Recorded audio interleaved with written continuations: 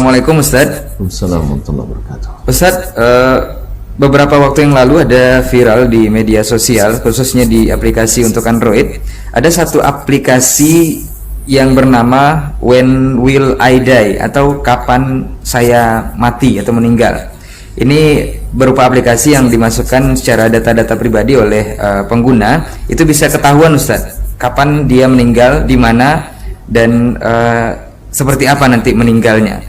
Apakah ini dibolehkan Ustadz? Karena banyak yang berubah setelah mengetahui kapan dia meninggal. Bahkan ada yang mendadak soleh Ustadz. Ada juga yang kesel karena ternyata waktu meninggalnya dekat. Kesel karena tidak jadi meninggal. Nah Ustadz, ini seperti Ikhwani fillah, Allah musta'an. Memang di zaman kita zaman fitnah.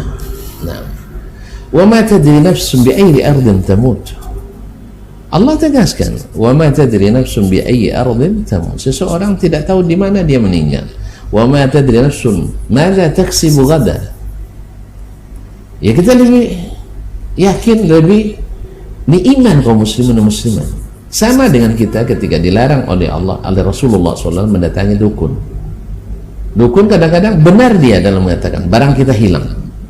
Barang kita hilang. Lalu ditemukan melalui dukun tersebut. Lalu kita katakan boleh mereka dukun? Ya saya? Boleh kita ke dukun atau tukang sihir bisa membuat sesuatu yang mendatangkan sesuatu yang kita inginkan. Apakah boleh dengan tukang sihir? Atau misalnya dengan berjudi kita punya hidup layak, tidak mengemis di jalan, mengemis kan dilarang. Kalau itu saya berjudi, mudah-mudahan menang. Atau riba dan sebagainya, enggak. Maka terlarang kita untuk mengikuti aplikasi ini. Dan itu semuanya ada ilmu-ilmu cocoklogi. Seperti berapa kali orang sudah meramalkan terjadi kiamat, terjadi begini-begini.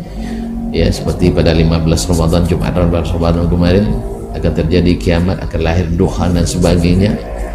Cuman sayang, walaupun sudah jelas dusta, jelas tidak benar, tapi masih banyak yang percaya, masih banyak juga yang kagum, masih juga banyak yang ngundang dan sebagainya. Ya, tapi alhamdulillah orang-orang beriman dah nyaman. Nah, sebagaimana antum mengakui sekarang, misal beriman pada Al-Quran dan Hadis, Allah di langit, Allah turun ke langit pertama, tidak terpengaruh dengan bumi bundar dan sebagainya. Kalau seandainya Allah turun membutuhkan berpindah-pindah, ini semuanya adalah pikiran-pikiran manusia. Ya, pikiran-pikiran manusia yang tidak berdasar ilmu, hanya kira-kira dan rasa-rasa.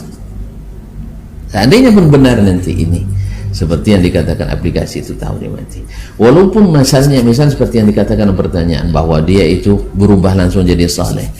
Saleh itu tidak bisa berubah seperti drastis seperti itu. Ini bukan tip ini, bukan. Kalau begitu kaum muslimin dan muslimat di rumah, walaupun tidak mustahil seseorang Allah salehkan dalam satu malam dengan suatu dengan suatu peringatan, tapi antum tidak bisa saleh dengan Al-Quran, tidak bisa saleh dengan hadis, tiba-tiba saleh dengan aplikasi.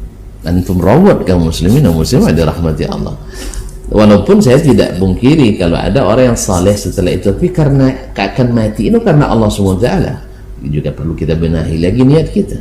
Ya, mudah-mudahan Allah SWT jadikan kita orang-orang yang beriman, yang tidak terpengaruh dengan apa-apa yang tidak ada dasarnya dalam Al-Quran dan hadis Nabi SAW.